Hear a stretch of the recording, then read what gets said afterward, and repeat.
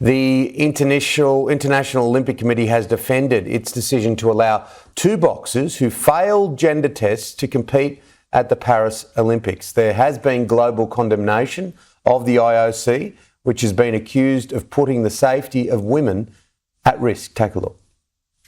It was the boxing match that caused international outrage. Italian Angela Carini's bout with Algerian Iman Khalif lasted just 46 seconds, but the fallout could continue for days.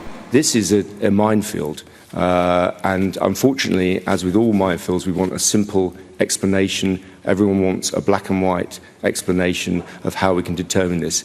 That explanation does not exist. That minefield exploded on Thursday when Carini withdrew from competition, telling reporters she feared for her life when Khalif delivered a brutal blow in their round of 16 bout. The Algerian is one of two competitors who have been allowed to compete in Paris despite failing gender tests last year. And while Taiwan's Lin Yu-ting won her bout on Friday with little fanfare, the anger over Khalif's victory shows no sign of abating. It's shocking. It shocked me. Everybody that I've spoken to don't even want to watch the Olympics. They don't want, especially the boxing. They've really turned off. And I think, the boxing part of the world there that runs the Olympics, they need to be reprimanded. They need to be... they need to be held accountable for this. The condemnation has been swift and widespread. It was a very uncomfortable watch. It was an incredibly short watch, but incredibly uncomfortable to see.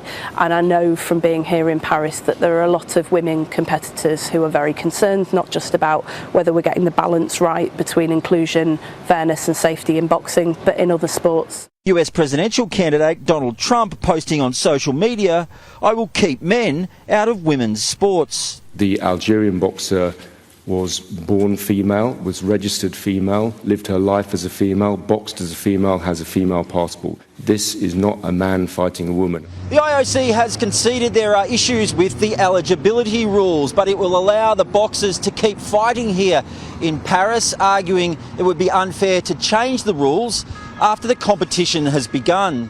The governing body issued a 4-page statement defending its decision, but there's one key question it is struggling to answer. Would you favour inclusion or safety of athletes? The IOC, I think, is always trying to do a balance between inclusivity and fairness, to put it more broadly, also safety. And that is a difficult one and something that we'll have to look at. The eyes of the world sure to be watching when Khalif next fights on Saturday. Matt Cunningham, Sky News, Paris.